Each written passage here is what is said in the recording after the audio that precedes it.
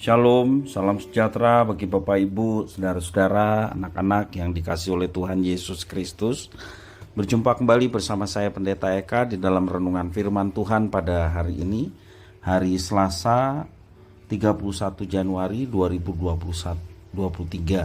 Sukacita dan damai sejahtera dari Tuhan Yesus kiranya menyertai kehidupan kita sekalian. Puji nama Tuhan. Pembacaan firman Tuhan hari ini sampai pada Yeskiel pasal yang ke-12. Kiranya firman Tuhan yang kita baca dan renungkan sungguh memberkati kita sekalian.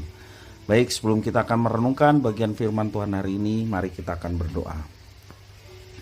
Tuhan Allah Bapa di surga, di dalam Yesus Kristus, kami datang padamu mengucapkan syukur, terima kasih untuk setiap kasih dan kebaikan Tuhan yang boleh nyata dalam hidup kami.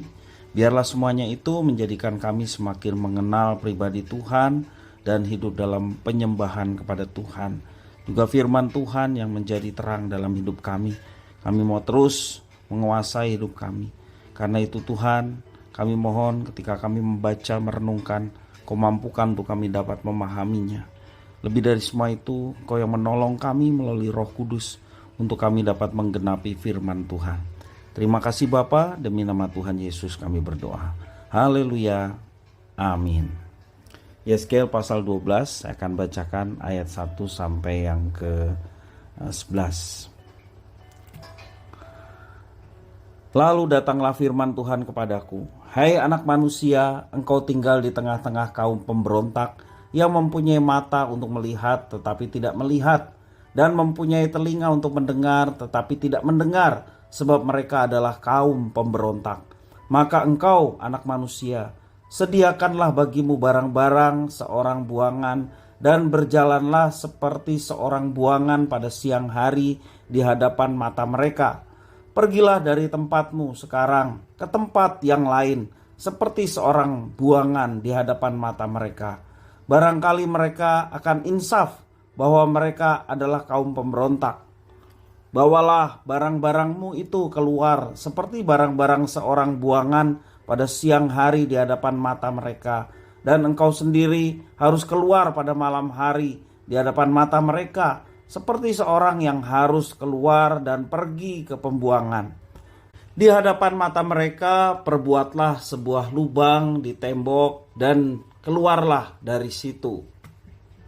Di hadapan mata mereka taruhlah barang-barangmu ke atas bahumu dan bawalah itu keluar pada malam gelap. Engkau harus menutupi mukamu sehingga engkau tidak melihat tanah, sebab aku membuat engkau menjadi lambang bagi kaum Israel. Lalu kulakukan seperti diperintahkan kepadaku. Aku membawa pada siang hari barang-barang seperti barang-barang seorang buangan, dan pada malam hari aku membuat dengan tanganku sebuah lubang di tembok. Pada malam gelap aku keluar, dan di hadapan mata mereka aku menaruh barang-barangku ke atas bahuku. Pada hari besoknya datanglah firman Tuhan kepadaku, "Hai anak manusia, bukankah ditanya oleh kaum Israel, kaum pemberontak itu kepadamu, apakah yang kau lakukan ini? Katakanlah kepada mereka, beginilah firman Tuhan Allah, ucapan ilahi ini mengenai raja di Yerusalem dan seluruh kaum Israel yang tinggal di sana. Katakanlah, aku menjadi lambang bagimu. Seperti yang kukatakan ini, begitulah akan berlaku kepada mereka. Sebagai orang buangan, mereka akan pergi ke pembuangan." Bapak Ibu, saudara-saudara yang dikasihi oleh Tuhan Yesus Kristus, tidak ada seorang yang suka menerima kabar buruk, apalagi kabar penghukuman. Tidak ada hal positif yang didapatkan, yang ada hanyalah kehancuran dan penderitaan. Tuhan Allah mengatakan bahwa umat Israel dihukum karena mereka hidup sebagai kaum pemberontak. Melalui tindakan simbolis dari Nabi Yeskiel ditunjukkan bahwa mereka akan menjadi tawanan bangsa lain dan hidup susah. Ditegaskan juga bahwa apa yang dilakukan Yeskiel adalah lambang penghukuman yang akan menimpa setiap orang Israel. Mereka berusaha melarikan diri, tetapi akan ditangkap oleh pasukan Babel. Mereka tidak akan makan dan minum dengan tenang, dan kota kebanggaan umat Tuhan, Yerusalem, akan hancur dan menjadi sepi. Dikatakan di dalam ayat yang ke-18, 19, demikian, hai anak manusia, makanlah makananmu dengan gemetar dan minumlah air dengan menggigil dan dengan hati yang cemas. Dan katakanlah kepada penduduk negeri ini, beginilah firman Tuhan Allah tentang penduduk Yerusalem yang di tanah Israel. Mereka akan makan makanannya dengan hati yang cemas dan minum air dengan hati yang gundah gulana, supaya tanah mereka menjadi sunyi sepi lantaran isinya sudah lenyap oleh karena kekerasan yang dilakukan oleh semua yang tinggal di sana. Setelah mendengar itu semua, umat Israel masih menyindir dan meremehkan kuasa Tuhan Allah mereka. Padahal selama ini penglihatan diberikan supaya mereka sadar akan pemberontakan mereka dan kembali kepada Tuhan, hidup menyembah Tuhan. Kini hukuman bagi umat Israel akan segera terjadi. Dalam ayat 21-28 demikian firman Tuhan. Lalu datanglah firman Tuhan kepadaku, hai anak manusia, sindiran apakah itu yang hidup di antara kamu di tanah Israel yang berbunyi, sudah lama berselang tetapi satu penglihatan pun tak jadi. 23, oleh karena itu katakanlah kepada mereka, beginilah firman Tuhan Allah, aku akan menghentikan sindiran ini dan orang tidak akan mengucapkannya lagi di tanah Israel. Sebaliknya katakanlah kepada mereka, waktunya sudah dekat dan tiap penglihatan akan jadi.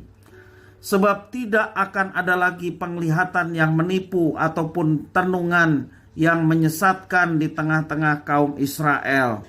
Sebab aku Tuhan akan berfirman dan ada yang kufirmankan akan terjadi.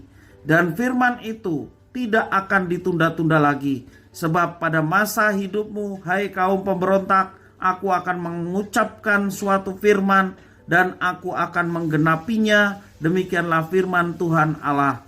Lalu datanglah firman Tuhan kepadaku, hai anak manusia, lihatlah.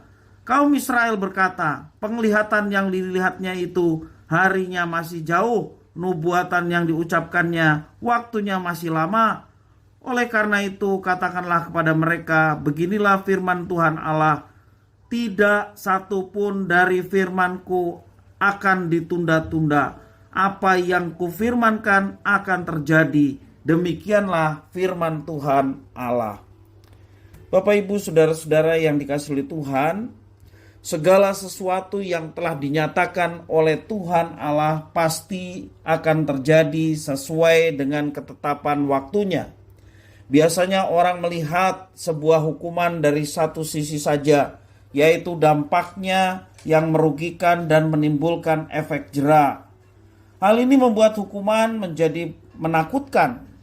Padahal ada sisi yang sebaliknya dari hukuman, yaitu sebagai sebuah peringatan. Hukuman diberikan supaya orang menghindari kesalahan secara sadar, lalu memilih untuk melakukan hal yang benar. Kasih Tuhan Allah kepada umatnya bersifat kekal dan tidak terbatas. Di saat Ia menghukum, kasihnya kepada umatnya tetap nyata. Penghukuman memiliki tujuan ganda, bukan semata-mata untuk menjatuhkan umatnya, tetapi juga untuk menyadarkan dan memberikan peringatan kepada umatnya yang dikatakan mereka telah menjadi umat pemberontak. Jika saat ini kita semua merasa sedang dihukum oleh Tuhan, kita perlu sadar bahwa Tuhan tidak ingin membuat kita hancur. Sebaliknya, Tuhan sedang membentuk kita. Ia ingin agar umatnya menjadi manusia yang baru, yang mengingat kasih-Nya yang sempurna. Kita akan terus berjalan dalam kasih-Nya sekalipun kita sedang menghadapi dampak dari kesalahan yang pernah kita lakukan.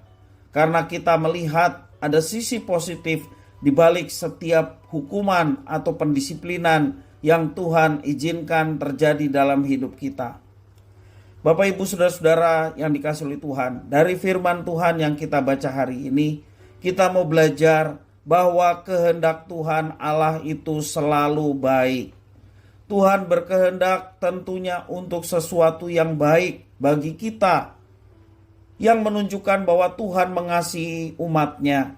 Karena itu ketika kita mengalami tantangan, bahkan penghukuman, yang kita rasa bahwa ini sebagai dampak dari kesalahan kita di hadapan Tuhan, terimalah itu dengan rasa syukur, berbaliklah kepada Tuhan, bertobatlah, dan lebih dari semua itu kita mau menetapkan diri kita hanya menyembah kepada Tuhan. Maka Dia yang penuh kasih sayang, Dia akan menyatakan rancangan yang baik bagi setiap anak-anaknya yang bertobat dan berbalik kepadanya. Di balik setiap hukuman, di balik setiap pendisiplinan, selalu ada hal yang positif yang Tuhan mau nyatakan bagi umat yang dikasihinya. Kiranya firman Tuhan memberkati kita sekalian. Tuhan Allah Bapa di surga, di dalam Yesus Kristus, mengucapkan syukur dan terima kasih atas firman Tuhan. Mampukan untuk kami dapat mengerjakannya dalam kehidupan kami setiap hari. Terpujilah namamu Bapa, demi nama Tuhan Yesus kami berdoa. Haleluya. Amin.